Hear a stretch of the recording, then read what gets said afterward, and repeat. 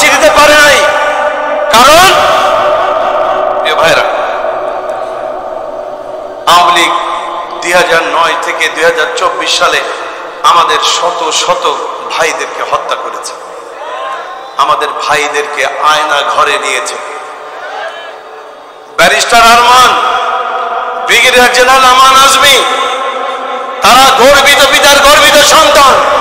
তারা শুধুমাত্র 2010 সালে তাদের পিতার বিরুদ্ধে তথাকথিত ট্রাইব্যুনালে যে মিথ্যা মামলা পরিচালনা হচ্ছিল, সেই মিথ্যা মামলার প্রতিবাদে তারা আইনি লড়াই চালাচ্ছিল।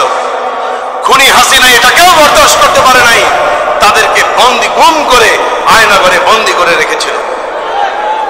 8 বছর পর, এই দ্বিতীয় স্বাধীনতা প্রাপ্তির পর আমরা তাদেরকে ফিরে পেয়েছি। এরকম অসংখ্য মায়ের বুক খালি করেছে খুনি হাসিনা। জামাতের শীর্ষ নেতৃবৃন্দকে অন্যায়ভাবে ধর্মীয় অনুভূতিতে আঘাতের মিথ্যা মামলায় গ্রেফতার করে এরপরে ট্রাইব্যুনালে নিয়ে গিয়েছিল। তারা তাদের বিরুদ্ধে কি অভিযোগ এনেছিল? আমাদের নেতৃবৃন্দের বিরুদ্ধে অভিযোগ এনেছিল শহীদ মৌলানা মতিউর রহমান নিজামী, আলী হাসান মোহাম্মদ মুজাহিদ এবং কোরআনের পাখি আল্লামা সাঈদী নাকি 200 নারীকে ধর্ষণ করেছে। এইসব মিথ্যা অভিযোগ দিয়ে অন্যায়ভাবে তাদেরকে ফাঁসির কাষ্ঠে তারা ঝুলিয়েছে। আল্লামা সাঈদীকে 13টি বছর কারাগারে তারা রেখেছে, ফাঁসি দিতে পারে নাই। কারণ প্রথম কারণ ছিল আল্লাহ তাআলার দয়া, আর দ্বিতীয় কারণ ছিল আপনারা। তার ফাঁসি দায়ের বিরুদ্ধে সারা বাংলাদেশের মানুষ যেভাবে বিক্ষোভে ফেটে পড়েছিল, খুনি হাসিনা বুঝে গিয়েছিল যে এইখানে যদি ফাঁসি দেওয়া হয় তাহলে তার ক্ষমতার মস্তক তছনছ হয়ে যাবে। এই কারণে তারা আল্লামা সাঈদীকে ফাঁসি দিতে পারে নাই।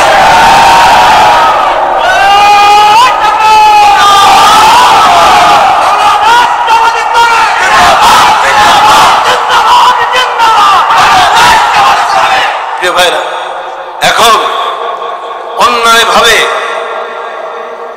ভারতীয় আগ্রাসনের বিরুদ্ধে ভূমিকা রাখার কারণে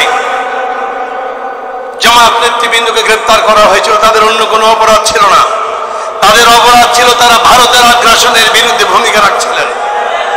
2009 সালে তাদেরকে গ্রেফতারের আগে আমাদের এই শীর্ষ নেতৃবৃন্দ সারা বাংলাদেশ ঘুরে ঘুরে ভারতের ওই টিপাই মুখবাদের বিরুদ্ধে আন্দোলন করছিলেন। ভারত সহ্য করতে পারে নাই বলেই ভারতের গোলাম শেখ হাসিনাকে দিয়ে মিথ্যা মামলা দায়ের করেছিল। সুতরাং ভারতীয় আগ্রাসনের বিরুদ্ধে আমাদের শীর্ষ নেতাদেরকে যে অন্যায়ভাবে ফাঁসি দেওয়া হয়েছে, এই অন্যায়ের প্রতিবাদে আমাদের শহীদ নেতৃবৃন্দকে জাতীয় বীর হিসেবে ঘোষণা করতে হবে। একই সাথে 24-এর সকল শহীদদেরকেও জাতীয় বীর হিসেবে ঘোষণা করতে হবে। শুধু তাই নয়, আমরা আজকের এই সমাবেশ থেকে দাবি করছি 24-এর সকল শহীদের পরিবার থেকে অন্তত একজনকে হলেও সরকারি চাকরি দিতে হবে। আহত আমাদের সকল ছাত্র জনতার আজীবন চিকিৎসা ব্যবস্থা সরকারিভাবে বহন করতে হবে, তাদেরকে অর্থনৈতিকভাবেও সহযোগিতা করতে হবে। শুধু তাই নয়, আমাদের পাঠ্যপুস্তকে যেভাবে ইসলাম বিরোধিতায় ভরপুর করা হয়েছে, সেখানে সেই সমস্ত ইসলাম বিরোধিতা দূর করে ইসলামী সাহিত্যে ভরপুর করতে হবে। একই সাথে জামাত নেতৃবৃন্দের ত্যাগের ইতিহাস পাঠ্যপুস্তকে অন্তর্ভুক্ত করতে হবে। প্রিয় ভাইরা, আমরা আওয়ামী লীগের বিচার চাই, আমরা মুজিববাদের বিচার চাই। মুজিববাদ আর ফ্যাসিবাদ একই কথার এপিটোপিট, একই সূত্রে গাথা। কারণ শেখ মুজিব ক্ষমতায় আসার পরই বাংলাদেশের বিরোধী মতের সকল নেতাকর্মী, প্রায় 10,000 নেতাকর্মীকে হত্যা করেছিল। বাংলাদেশের সকল পত্রিকা বন্ধ করে দিয়ে মাত্র 4টি পত্রিকা তারা চালু রেখেছিল। বাক স্বাধীনতা বন্ধ করে দিয়েছিল, ইসলামী রাজনীতি বাংলাদেশ থেকে নিষিদ্ধ করেছিল শেখ মুজিব। সুতরাং ফ্যাসিবাদ আর মুজিববাদ একই সূত্রে গাঁথা।